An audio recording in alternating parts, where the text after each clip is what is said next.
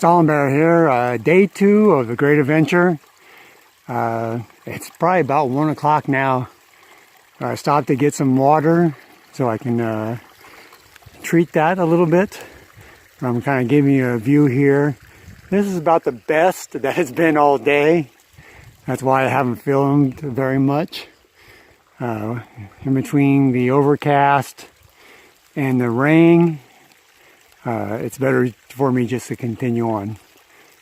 So I'll give if it clears up, I'll give more video.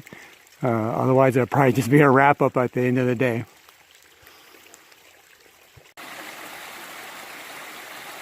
I just fill water up, and then 5 minutes later I come across this.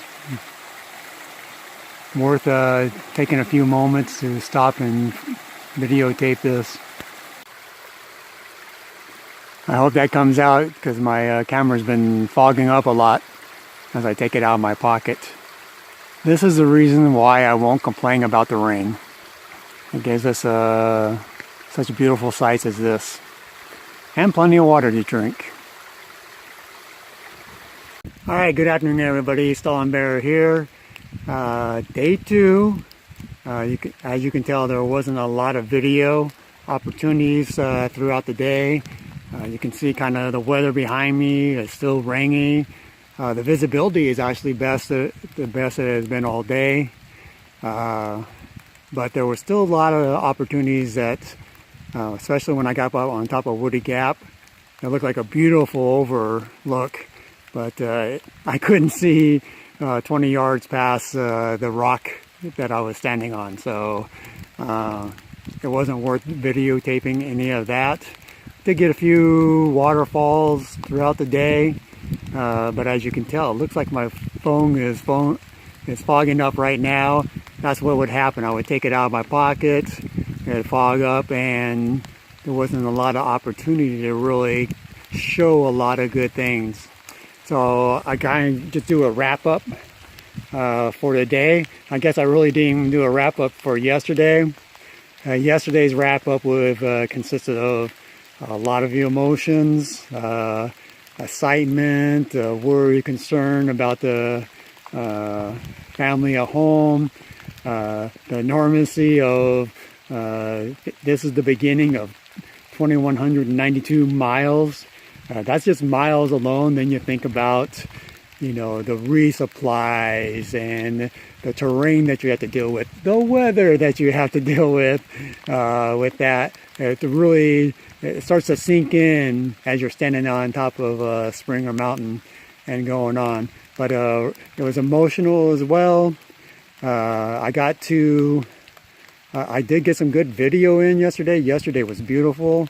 I got to Horse Gap, and I was pondering whether or not to stay there for the night, and 4 mountain bikers came by, and I didn't really have time to get to any other shelter or anything, so talking to them and knowing what the terrain was upcoming, it was best that I stopped there and camp.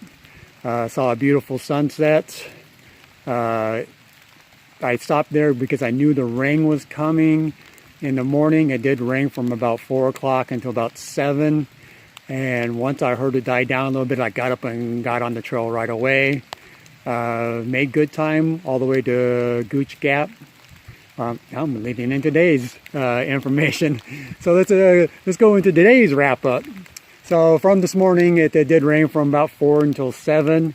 I got up right away and got out on the camp, and I'm glad I did stop because I've learned, so many people have reported before, that what gap really means is you just came down a steep decline and you're about ready to go up another steep incline.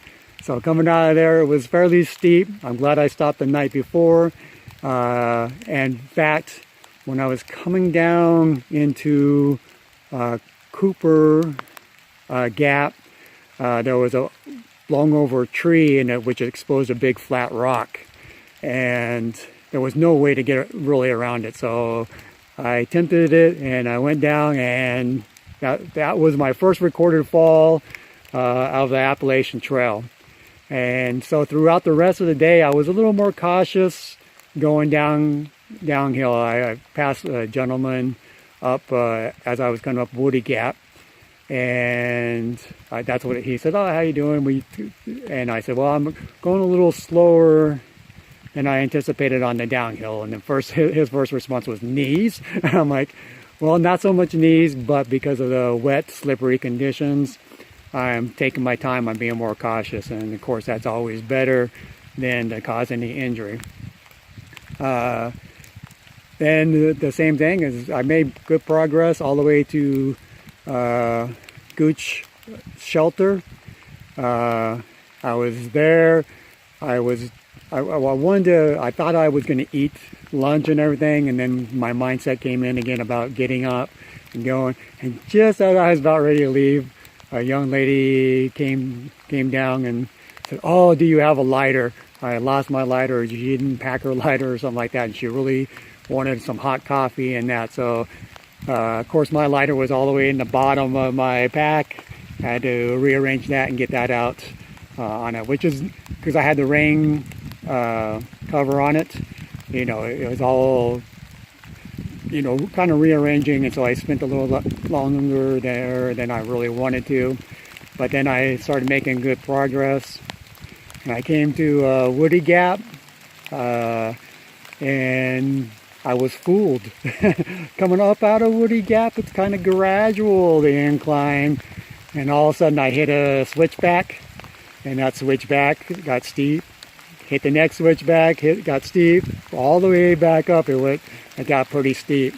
But I didn't record, but it was beautiful all the way through the day. I saw a lot of things that I should have recorded, like the waterfalls, some of, you see the mushrooms growing on the sides of the woods. It just, you know, it's beautiful in that aspect. And I saw a lot of new sprouts kind of up out of the ground, and it's, you know, you see some barren ground and all of a sudden you see some green sprouts coming up out of it. It's kind of neat to watch that as well.